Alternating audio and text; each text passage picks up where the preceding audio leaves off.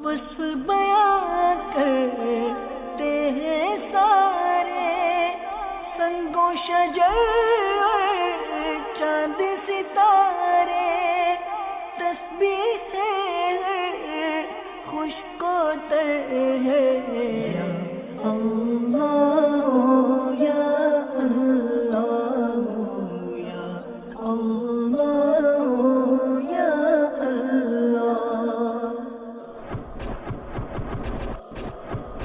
مدنی channel کے ناظرین، اب تک تو ہم نے اللہ تبارک و تعالیٰ کی بہت ساری نعمتوں کے بارے میں سنا ہوگا۔ آج ہم آپ کو اللہ تعالیٰ کی ایک ایسی نعمت کے بارے میں بتانے جا رہے ہیں جو الحمدللہ عز و جل کم و بیش ہر جگہ پر پائی جاتی ہے۔ یہ ایسی نعمت ہے جو انسان کی زندگی میں اس کو فرحت بخشتی ہے۔ اللہ تعالیٰ کی بہت ہی پیاری نعمت، جی ہاں، یہ آپ کے پاس بھی آتی ہے، آپ کے پاس بھی موجود ہوتی ہے۔ میری مراد ہوا اللہ تبارک و تعالیٰ کی بہت پیاری نعمت ہے۔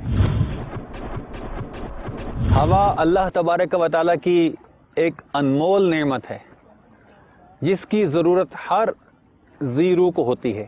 مدنی چینل کے ناظرین، آج ہم آپ کو ہواؤں کے بارے میں بتائیں گے۔ بس بیاں کرتے ہیں سارے سنگوں شجر چاند ستارے تسبیح سے خشک و تر ہے اللہ یا اللہ یا اللہ یا اللہ۔ ہواؤں کا وجود انسان کے سانس لینے کا مادہ ہے۔ اگر ہوائیں ایک لمحے کے لیے بھی بند ہو جائیں تو انسانوں حیوانات میں سے کوئی بھی ذی روح باقی نہ بچے۔ انسان اپنی زندگی کی بقا میں خوراک، ہوا اور پانی کا محتاج ہے۔ اس میں سب سے زیادہ ضرورت ہوا کی ہے، کیونکہ اس کے بغیر کوئی بھی ذی روح ایک پل بھی زندہ نہیں رہ سکتا، کیونکہ خوراک کی بنسبت انسان پانی کا زیادہ محتاج ہے۔ مدنی چینل کے ناظرین، اللہ تبارک و تعالیٰ کا کروڑ احسان کہ اس پروردگار نے ہمیں زندگی عطا فرمائی، اور اس زندگی کے حصول کے لیے جو چیزیں ہمیں درکار ہیں وہ چیزیں اس پاک پروردگار نے ہمیں وافر مقدار میں عطا فرمائی ہیں۔ ان کے لیے ہمیں کوئی پرچیزنگ نہیں کرنی پڑتی، کوئی بل نہیں بھرنا پڑتا، کوئی ایفرٹس نہیں کرنی پڑتی۔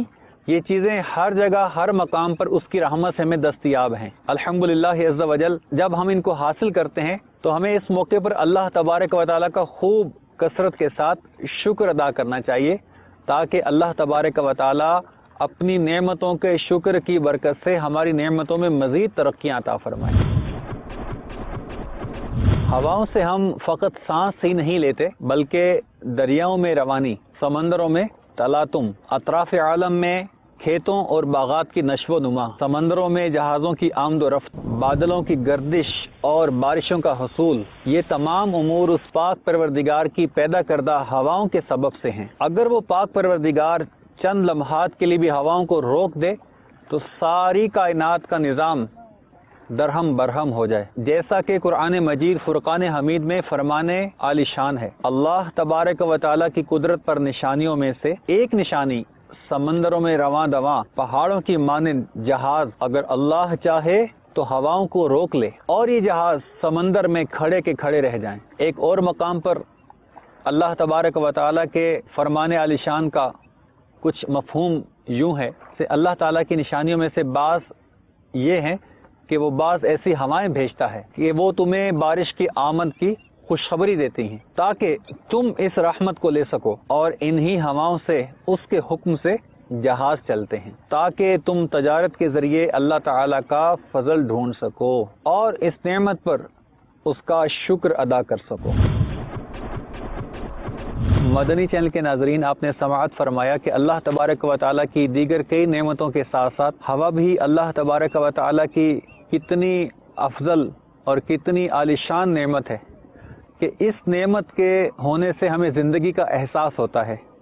عموماً آپ نے گرمی میں دیکھا ہوگا کہ گرمی کے دنوں میں جب ہوا بند ہوتی ہے تو اس وقت ہمارا عالم کیا ہو جاتا ہے، کتنی گھبراہٹ ہوتی ہے، کتنی ٹینشن ہوتی ہے۔ عموماً جب ملاقات ہوتی ہے تو ایک دوسرے سے ہم دعاؤں کے لیے کہتے ہیں کہ دعا کیجئے ٹھنڈی ٹھنڈی ہوا چل پڑے، اور اچانک ٹھنڈی ٹھنڈی ہوائیں چلتی ہیں تو انسانی دل میں کس قدر خوشی پیدا ہوتی ہے، کس قدر سرور اور کیف کا سما ہوتا ہے۔ ان ہواؤں کے چلنے کے سبب چرند پرند کس قدر خوش ہوتے ہیں۔ تو پتہ چلا ہوا اللہ تبارک و تعالیٰ کی بہت بڑی نعمت ہے۔ آج بھی اگر گاؤں دیہات کی زندگی میں دیکھا جائے تو بجلی جو کہ اللہ کی ایک نعمت ہے، ہمارے شہروں میں گاؤں دیہاتوں میں عموماً یہ پائی جاتی ہے، لیکن جن جگہوں پر آج بھی بجلی نہیں، وہاں پر اگر جائیں، ہمارا بھی مدنی قافلوں میں جب گاؤں دیہات میں جانا ہوتا ہے اور گرمی کے ایام میں ہم ان سے پوچھتے ہیں کہ آپ اس گاؤں میں رہتے ہیں، اگر بجلی نہ ہو تو ہم پوچھتے ہیں کہ یہاں بجلی نہیں تو آپ کو کیسا لگتا ہے؟ تو وہ یہی جواب دیتے ہیں کہ الحمدللہ رب العالمین، اللہ کا کروڑ ہا کروڑ احسان کہ ہمارے اس گاؤں میں ہوائیں چلتی رہتی ہیں تو ہمیں گرمی کا اس قدر احساس نہیں ہوتا۔